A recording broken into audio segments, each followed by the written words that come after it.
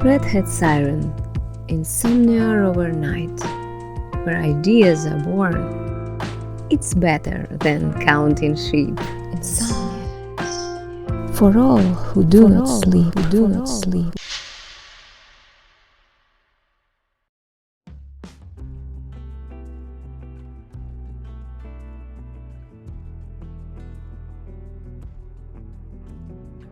I recently read an article by a journalist. Jokingly, or maybe not, he shared his thoughts on how, despite being a seasoned professional, he still hits creative burnout. He works like crazy, reading sources, attending events, interviewing people, then sits at his desk, staring at his screen, trying to wrangle words that scatter in his head like cockroaches. And sometimes, instead of a beautiful interview, it all turns into a messy soup of thoughts, and you are just sitting there, feeling completely helpless. And then, out of nowhere, someone, let's call him Bubba, stumbles into the office. Bubba has just crawled out of a 3-day drinking spree, plus the weekend for good measure. Disheveled, he drags himself over to his attractive female colleagues' desks, spends half the day flirting, chugs an ungodly amount of coffee, chain smokes an entire pack of cigarettes. Basically, wastes company time like it's an art form. Then, at some point, he finally sits down and, in 30 minutes, he cranks out a mind-blowing article. Effortlessly brilliant, layered with subtext. In 30 minutes. 30 freaking minutes. Geniuses. I swear I could strangle them. How is it that the whole put in 10,000 hours and you'll be a master thing doesn't always apply to creativity? Why can some people churn out masterpieces right after a wild night of booze with prostitutes? And God help you if you try to follow their method.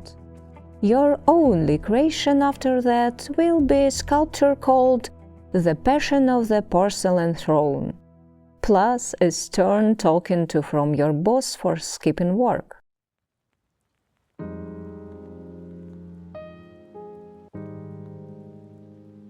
I'm not here to analyze geniuses because, frankly, I don't belong to that club, but I do have some thoughts. Creativity and a strict 8 to 5 schedule, completely incompatible. Creativity isn't about clocking in, it's about meaning. And meaning doesn't give a damn about your work hours. We've all heard those stories about artists and writers leaping out of bed at 4 a.m. to scribble down their next magnum opus. They all say the same thing. It just dawned on me. Music played in their heads, a voice whispered poetry, or, in one case, an entire periodic table flashed before someone's eyes. Which, by the way, is probably just a myth about Mendeleev. And when inspiration hits, you don't own it. It owns you.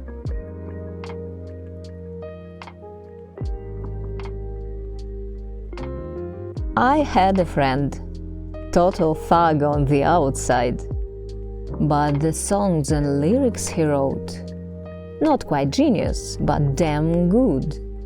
He told me he'd sometimes have to drop whatever he was doing and rush to write them down because the voice wouldn't shut up. He wrote about 20 songs like that, and then only silence. The voice just up and left. Why? Was it offended? Where did it go? He asked the void these questions, but predictably the void wouldn't answer.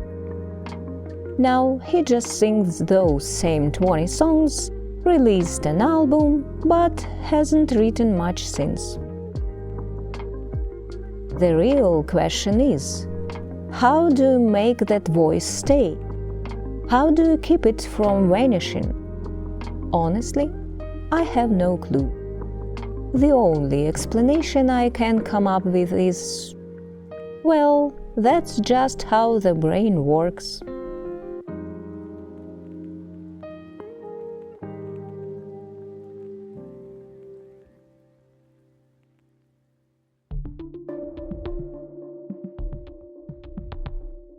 Take Dostoevsky, for example.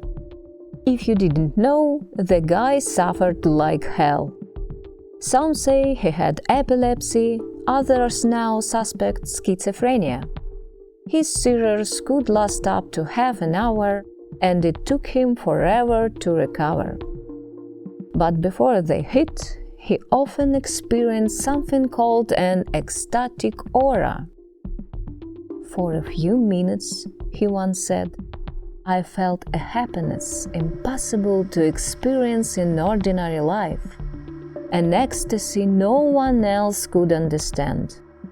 I was in a perfect harmony with myself and the world, and the feeling was so strong and sweet that I would trade 10 or more years of my life, perhaps even my entire life, for just a few seconds of it. Dostoevsky was a genius, no doubt, and his works, a product of a mind both brilliant and tormented. Would I want to be that kind of genius? Not a chance.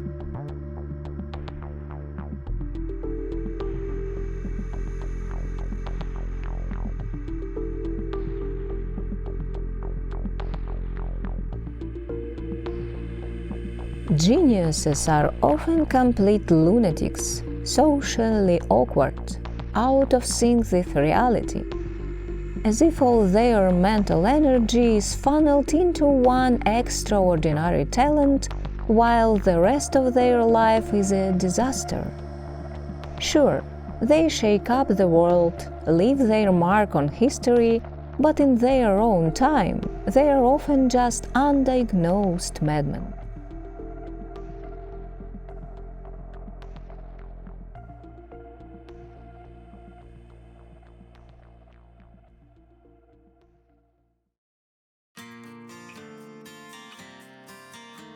Now, back to creative struggles.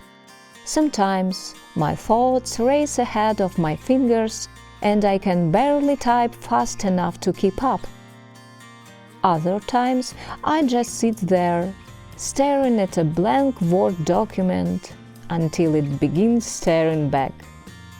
And that's when I realize that eating something would probably be a better use of my time than waiting for my brain to cooperate. I just checked with a friend, former journalist.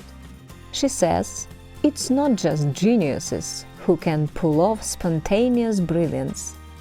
Sometimes it's just well-practiced skill plus adrenaline in the adrenal glands. When a deadline looms, even the most average writer can suddenly turn into a literary prodigy, running on sheer panic and caffeine. Oh, and she once worked at a magazine where they had an editor like that. He'd disappear on a month-long bender, then show up at the last minute and put together a solid issue in a day, while everyone else had spent the whole month working on it from 8 to 5. But I think that's talent, and no amount of booze can wash that away.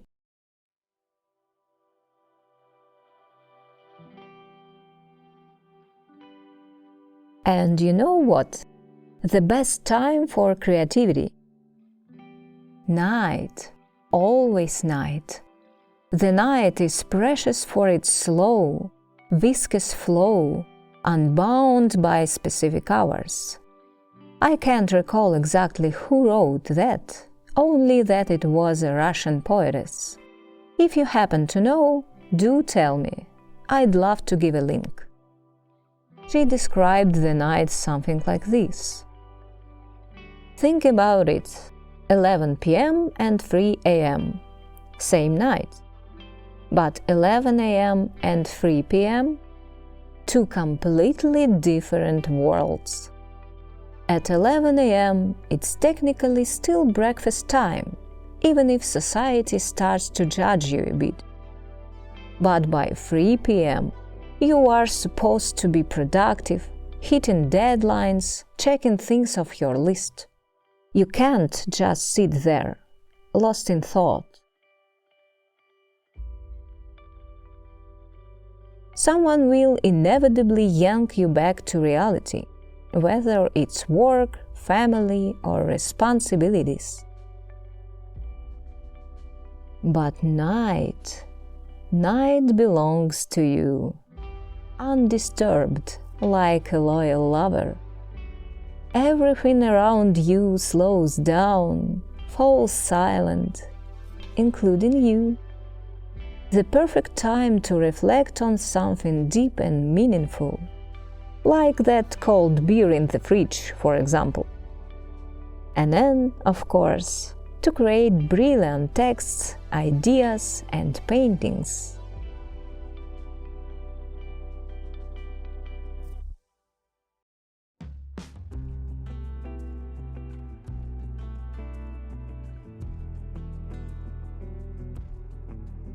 I think there is a little genius in all of us, but life drowns it out time to time. We ignore ourselves, tune out the one voice we should actually be listening to. Imagine if you put as much effort into understanding yourself as you do into pleasing other people. You'd give it your all, wouldn't you? So, if your inner voice says, "Go grab that beer from the fridge," maybe you should listen. Of course, that voice isn't always wise. One part of you wants to blow your paycheck on a ridiculously overpriced handbag. The other part screams, "Are you insane? You'll be eating instant noodles for a month!" That's not your muse whispering creative brilliance. It's just two old ladies bickering at a flea market. But hey, if you can't prevent the chaos, you need to lead it. Buy the handbag, stuff it with ramen, and turn the whole experience into a short story. Or a painting, a sculpture, something. I'd love to wrap this up with something deep and profound, but right this minute my inner genius flew away and didn't even bother to leave a return date. Was it ever even here? I'm staring out the window into the grey murk of existence. There is a vacuum in my head and a slight degree of imbecility. I envy all those cringe artists who can paint with their dicks, and I can't even manage with my hands. Some people weave words into poetry, conjuring entire novels from thin air, creates escapes with a single brush stroke. I've got to figure out my life's purpose before I kick the bucket still clueless. But I wouldn't be surprised if it turns out God put me here just to hand someone the salt at a restaurant. Pick of destiny.